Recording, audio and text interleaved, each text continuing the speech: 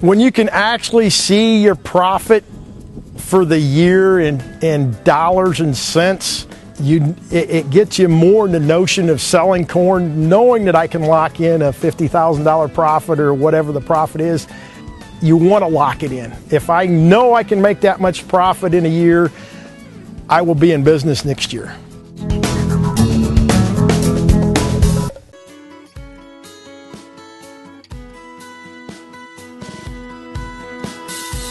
Good afternoon, welcome to GrainTV. My name is Cody Bill. Today is Friday the 18th for the weekly wrap-up. Let's turn over to the grain hedge trading platform and see where we closed off the day. Corn trading down 2 1/4 cents, soybeans down 16 cents, and wheat in Chicago here bucking the trend, trading up 6 cents to 487.5 on the December contract. Now, out yesterday, we did have the Fed chairman announcing that interest rates will be left unchanged between 0 and 0.25%. Basically, one of the main reasons why they did that is just the outlook and the question marks there of the global economy. With that being a main concern here, I think that's one of the reasons why we saw crude oil selling off, just because the outlook for the global economy looks to be slightly less. When you have that sort of a situation, those global question marks, I think that's one of the reasons why we saw that selling spill over into soybeans, particularly because soybeans, you do have China, a major consumer of our production. And that, with that being a little bit of a question mark, I think we saw a little bit of selling here this Friday. Now, keep in mind, Egypt issued a tender for 55 to 60,000 metric tons of wheat yesterday. We did see the lowest offer was Ukraine at $174.95 per metric ton. So that's kind of interesting, but we haven't seen the results of the tender yet. So it looks as though they're still in negotiation. We'll have to see how that pans out on Monday. Now, this morning we also saw exporters sell 25,000 metric tons of soy oil to Egypt for 15-16 deliveries, so that's positive. But another thing that weighs on the grains here is the forecast for South American production, particularly Brazil. Brazil's 15-16 soybean crop is now seen at 100.5 million metric tons.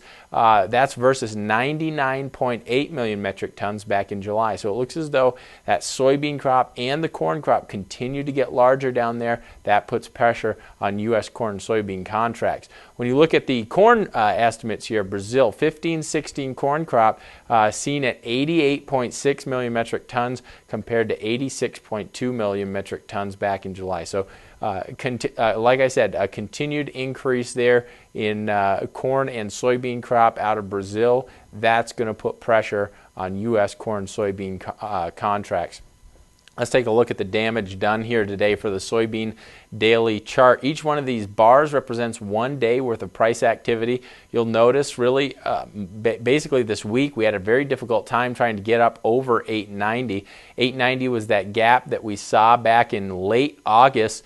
That was a significant resistance level. You'll notice that marked really by that red line right around that 890 price level. But look at the lows there. I wouldn't be surprised if in the coming weeks we see soybeans going down around those lows. I think if we test it again, it's likely we're going to go through it. So just be cautious there. That today's price action was very weak, and I don't see a lot of bullish news out there to turn this price around. So like I said, I would not be surprised if we get a test of these lows, and if we test these lows, I would not be surprised if we go through them. So just be cautious out there if you're marketing soybeans still. December corn daily chart here, you'll notice we were up around that 100-day moving average. We closed above it 1 day, or actually 2 days, but we had some weakness in prices up there, and that seemed to have followed through into Friday. That resistance level right around 387, I would consider that 100-day moving average definitely an indicator to have on your charts. If we go up and retest that area, I wouldn't be surprised if we can kind of hang in there and possibly even move higher. But right now, again, not a lot of positive news out there When you look at the weather, there doesn't seem to be anything particularly bullish to move this market higher. I'm not necessarily sure I'm convinced that corn is going to break through lows and start a new leg lower, but I do think we're probably going to chop around at the lows of the trade. I think it's going to be very difficult for corn to get any sort of legs under it without any sort of weather event or significant yield variations when we get out there into the harvester. So we'll have to see how that pans out. Take a look at the weather forecast here. 6 to 10 day forecast showing drier than normal conditions here throughout the majority of the Midwest. Looks as though there will be some precipitation up there in North Dakota, South Dakota, and Minnesota over the next 6 to 10 days, so above average moisture there. But for the most part, the eastern part of the grain belt, the southern plains there, that all looks to be very dry in the 6 to 10 day forecast. Again, in the 8 to 14 day forecast, continued dryness in the eastern part of the grain belt, continued precipitation above normal in Minnesota, North Dakota, and South Dakota. So that pretty much wraps up today's show. If you have any questions about what we talked about today, please give the office a call. The number is 877-472-4607. Have a safe and wonderful weekend. We'll see you back here on Monday.